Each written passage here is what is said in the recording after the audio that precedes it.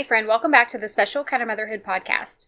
Okay, so last week we talked a little bit about starting to add in some healthy habits, especially as we are coming into the holiday season and just the additional stress, crazy schedules, typically the amount of junk food that we will eat, all of that really can impact our health. And so if we can find some simple ways to create some basic healthy habits to help us to feel our best during the holiday season, that is the goal for me anyways. So I want to just chat with you today about another healthy habit that you can add in that has actually been linked to things like improving your mood and reducing stress, which I think all of us need during this holiday season. So let's go ahead and get started.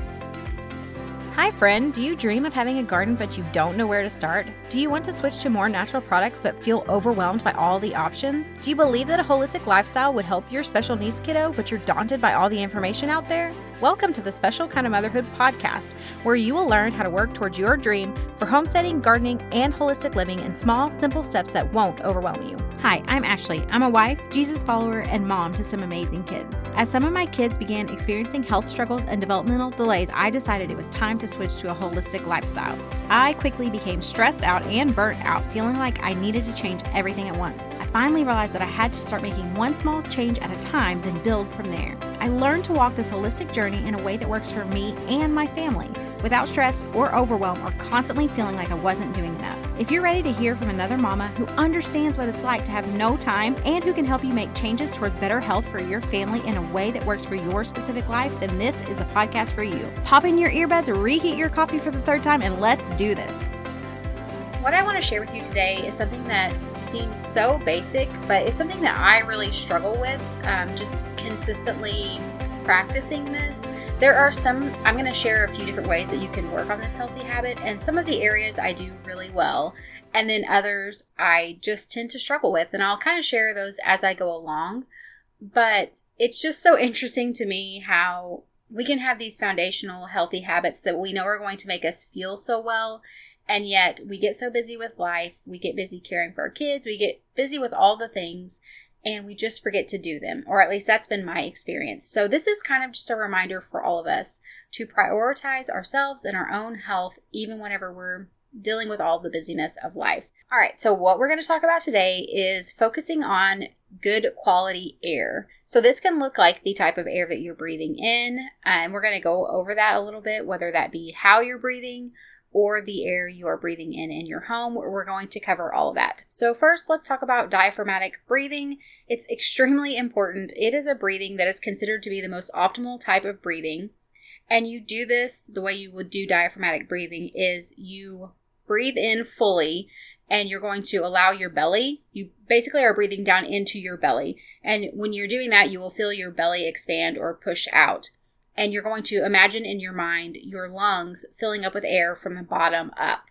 And you're wanting to get that deep breath in. And your diaphragm is down in your stomach, which is why it's called diaphragmatic breathing. You're wanting to bring the breath down into where that diaphragm is, and you're wanting the diaphragm to extend out. Now, this is the one that I struggle with the most, probably because it requires pretty consistent intentionality, whereas the other ones, once I have a good habit with them, it's pretty easy to keep up with. This is the one that I have to remind myself of frequently. If I'm feeling especially stressed, we all typically have the response where our breathing will get more shallow and rapid, which just further increases our stress response in our body.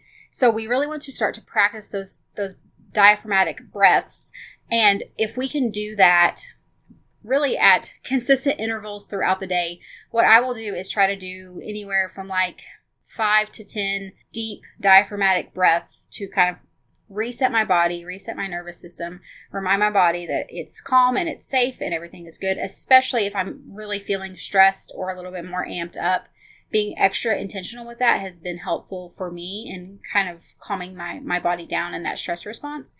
And the thing is with diaphragmatic breathing is there are a lot of benefits to it. It's what is best for our body. But also, there have been benefits linked to it, such as increasing your attention and your focus. It also helps to lower stress, and it's going to lower cortisol levels, which is that stress hormone in your body. It also helps to improve your mood.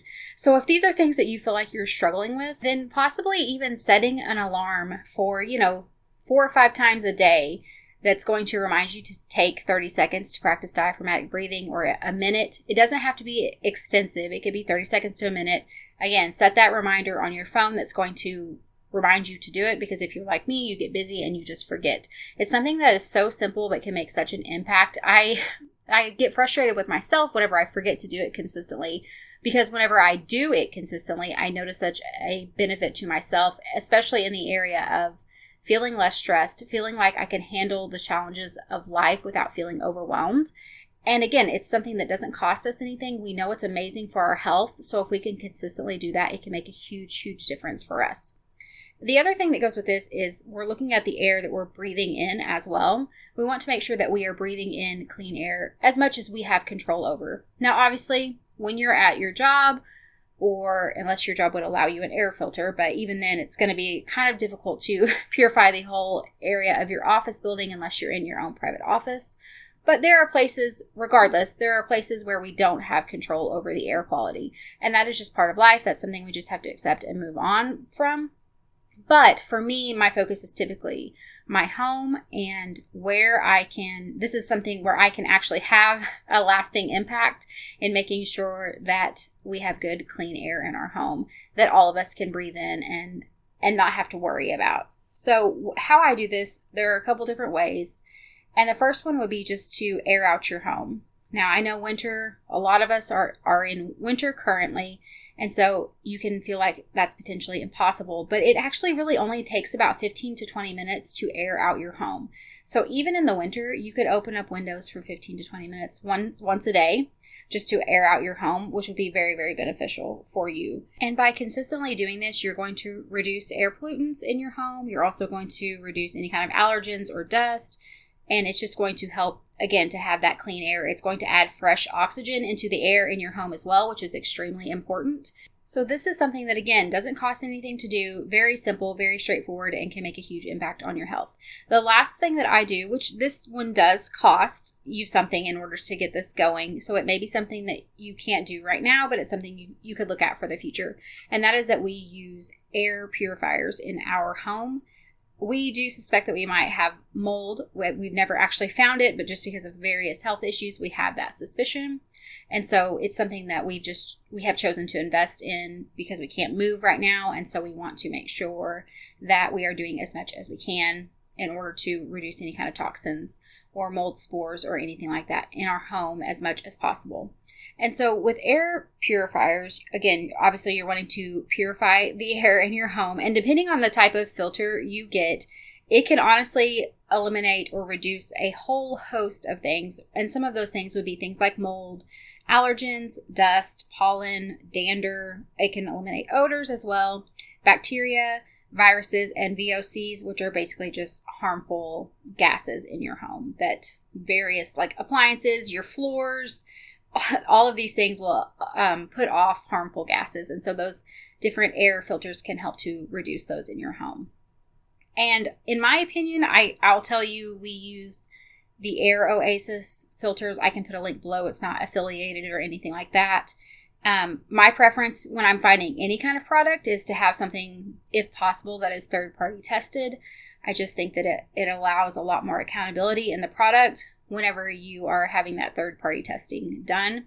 So that's what we use as an Air Oasis. And again, we have a couple throughout our home just to help with that. And what I have noticed is because of the air purifier that we use has filters that you have to switch out. It has it keeps up with the progress. I have an app I track it in. There's no set time depending on how long you run the filter. Eventually you have to replace the filter. So what I've noticed is whenever it's getting time to replace the filter is pretty much towards the end of its lifespan. We typically will have an increase in sicknesses and like allergy symptoms, congestion, all of that stuff. So for me, that's just been very reassuring to know that the air filters are actually doing something and actually having a positive impact on our home. And again, I'll link the ones that we use down below, just so if you want to check them out, you can. There are tons on the market. There's plenty of options to choose from. Really, there's a wide variety of price range. I feel like the one we use is kind of a middle of the road price range, but it does have some third-party testing on it, which is very important to me. So it's what we have gone with, and we've been happy with it.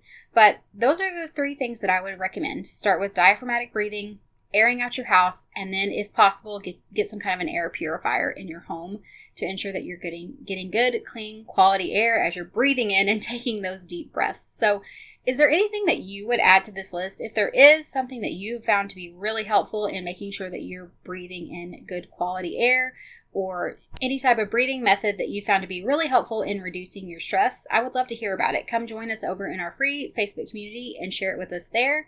You can find us at bit.ly/motherhoodcommunity, and I will also have that linked down in the show notes below. I hope you guys have a wonderful week, and I'll see you back next time. Hey Mama, I hope you enjoyed today's episode. If so, would you take 30 seconds to share this with a friend who is wanting to live more holistically without the overwhelm? Also, don't forget to head over to Apple Podcasts to leave me a review. It blesses and encourages me to know that this show is helping you. All right, friends, it's time for me to go work in the garden and make some homemade bone broth. I will see you back next week.